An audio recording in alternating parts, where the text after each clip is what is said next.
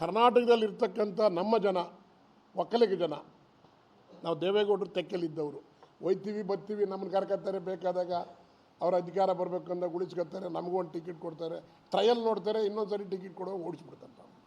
ನಾವು ಇಂಥವ್ರು ಹೊಲಿಗೆ ಹೋಗಿ ಹೊರಗೆ ಬಂದಿರೋರೆ ಒಂದು ಹಿಂಡಿದ್ದೀವಿ. ಇಲ್ಲ, ನೀವು ನನಗಿಂತೂ ನನಗೆ ದೇವೇಗೌಡರ ಬಗ್ಗೆ ದೊಡ್ಡ ಗೌರವ ಇದೆ. ಅವ್ರು ಹಿರೀಕರು ನಮ್ಮ ಜನಾಂಗದಲ್ಲಿ, ರಾಷ್ಟ್ರ ಮಟ್ಟಕ್ಕೆ ಪ್ರಧಾನಿ ಆಗಿದ್ದರು. ಅವ್ರ ಬಗ್ಗೆ ಎರಡನೇ ಮಾತಿಲ್ಲ. ಯಾಕೆ ಒಕ್ಕಲಿಗರೆಲ್ಲ ಬಿಟ್ಟೋದ್ರು ಸ್ವಾಮಿ ನಿಮ್ಮ ಕಾಲದಲ್ಲಿ? ನೀವು ಇತ್ತೀಚೆಗೆ ಬಂದ ಮೇಲೆ ಶಿವರಾಮೇಗೌಡ ಒಬ್ಬ ಬಿಟ್ಟೋಗಿಲ್ಲ ಬಿಡಿ, ನನ್ನನ್ನು ನೀವೇ ಕಳಿಸಿದ್ದೀರಿ, ನಾನು ಹೋಗಲಿಲ್ಲ. ನಾನು ಬಂದಿದ್ದರಿಂದ ಒಂದು ಪಾರ್ಟಿ MLA MP ಗೆದ್ದಿತ್ತು ಅವ್ರಿಗೆ, ನಾನು ಬಿಟ್ಟೋದ್ಮೇಲೆ MP ಹೋಯ್ತು. ಆದರೆ ನನ್ನನ್ನು ಕಳಿಸ್ತಾರೆ ನೀವು, ನನ್ನ ಬಿಡಿ. ಎಂತೆಂಥ ಮಹಾನಾಯಕರುಗಳು ಒಕ್ಕಲಿಗರನ್ನ ತುಣಿಯೋದಕ್ಕೆ ಇವರೇ, ಇನ್ಯಾರೂ ಅಲ್ಲ. ಅಲ್ಲ, ನನಗೂ ಅದು ಅರ್ಥ ಆಯ್ತಾ ಇಲ್ಲ. ಈಗ ನನಗೂ ಕರೆದು ಟಿಕೆಟ್ ಕೊಟ್ಟರು, ನಿಮಗೆ ಗೊತ್ತು 5 ತಿಂಗಳಿಗೆ ನಾನು ಕೆಡಿಕೊಂಬಿಟ್ರಲ್ಲ, ಯಾಕೆ ಕೊಡಲಿಲ್ಲ? ಏನು ಅಪರಾಧ ಮಾಡಿದ್ದೆ ನಾನು?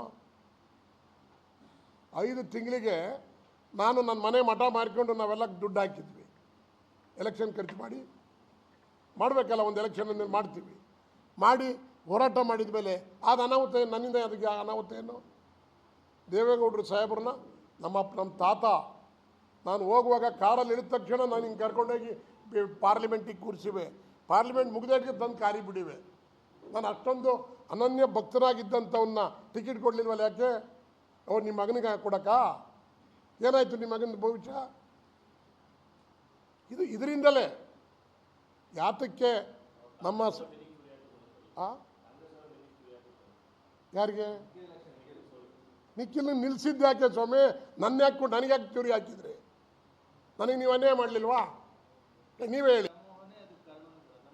ಅಲ್ಲ, ನನಗೆಲ್ಲ ನಿಮಗೆ ಈಗ ನೀವು ಬರೆದಿದ್ದೀರಿ ಪತ್ರಿಕೆಯಲ್ಲಿ, ನನಗೆ ಅವ್ರದ್ದು ಕುಟುಂಬದ ವ್ಯಾಮೋಹಕ್ಕೆ ನಾನು ಬಲಿಯಾದ್ದು. ಅಲ್ಲದೆ ಯಾಕೆ ನನಗೆ ಕೊಡಲಿಲ್ಲ? ನಾನೇನು ಅಪರಾಧ ಮಾಡಿದ್ದೆ? ನಾನು ಕುಮಾರಸ್ವಾಮಿಯವ್ರ ವಿರುದ್ಧ ಮಾಡಿದ್ನ?